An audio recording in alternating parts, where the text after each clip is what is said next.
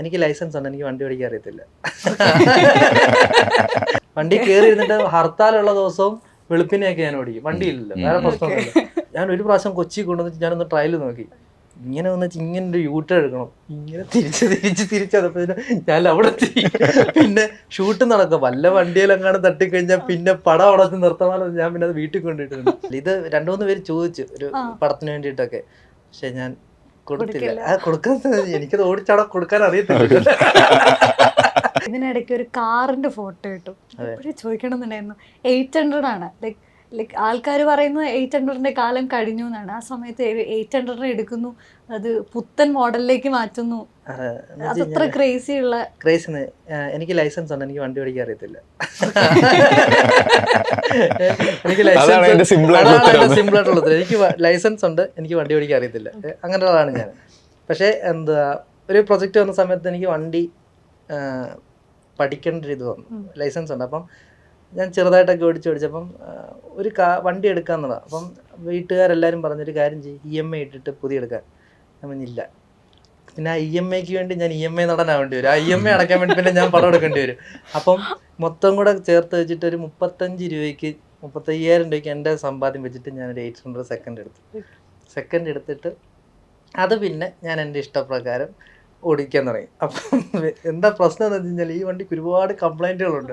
അതെന്ന് വെച്ചാൽ വൈപ്പർ വർക്കാകത്തില്ല, ചിലപ്പോൾ ഹോൺ വർക്കാകത്തില്ല. അപ്പം ഞാനും എൻ്റെ അനിയനുണ്ട് അക്കു. അപ്പം ഇത് വീട്ടിൽ പറഞ്ഞാൽ ബഹളം നടക്കും. ഇതിന് ഇങ്ങനെ ഒരു കംപ്ലൈൻറ്റ് ഉണ്ടെന്ന് പറഞ്ഞു കഴിഞ്ഞാൽ അവിടെ ബഹളമായിരിക്കും. അങ്ങോട്ട് ഒരു താല്പര്യമില്ല. അങ്ങോട്ട് ഞങ്ങൾ യൂട്യൂബിൽ കയറിയിട്ട് എല്ലാവരും പോയി കഴിയുമ്പോൾ വൈപ്പ് ഹൗ ടു എന്നിട്ട് നോക്കും.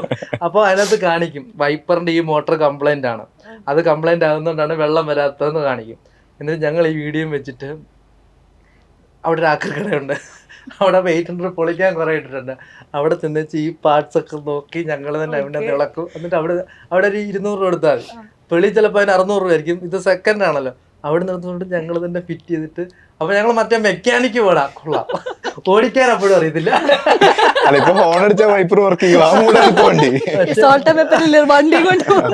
അതിനുശേഷമാണ് ഞാൻ പിന്നെ അത് ഗ്യാരേജ് എന്ന് പറഞ്ഞ അവിടെ കൊടുത്തിട്ട് റീപെയിൻറ്റ് ചെയ്യാന്നുള്ളൊരു പരിപാടി. എനിക്കത് നേരത്തെ തൊട്ടുള്ള പരിപാടിയാണ്. എനിക്കിപ്പോഴും അറിയത്തില്ല. വണ്ടി കയറി ഇരുന്നിട്ട് ഹർത്താലുള്ള ദിവസവും വെളുപ്പിനെയൊക്കെ ഞാൻ ഓടിക്കും. വണ്ടിയില്ലല്ലോ, വേറെ പ്രശ്നമൊന്നുമില്ല. അല്ലാതൊക്കെ വന്നു കഴിഞ്ഞാൽ മറ്റേ ഗിയർ ഡൗൺ ചെയ്യണമെന്ന് പറഞ്ഞാൽ ഞാൻ പാനിക്കായി പോകും. പിന്നെ ഇത് പവർ സ്റ്റിയറിംഗ് ഇല്ല, അപ്പം ഇത് ഇങ്ങനെ തിരിക്കണം. അപ്പോൾ ഞാൻ ഒരു പ്രാവശ്യം കൊച്ചി കൊണ്ടുവന്നിട്ട് ഞാനൊന്ന് ട്രയൽ നോക്കി.